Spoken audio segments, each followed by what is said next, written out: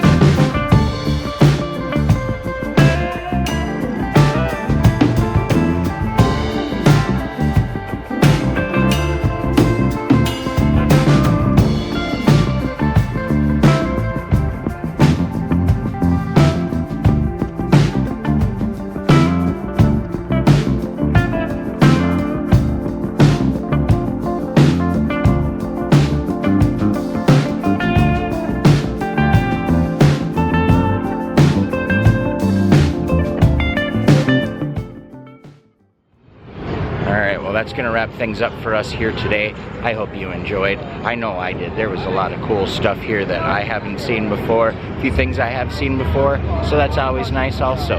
This is a very big show. We'll be back next year. As always, stay positive, work hard, and make it happen.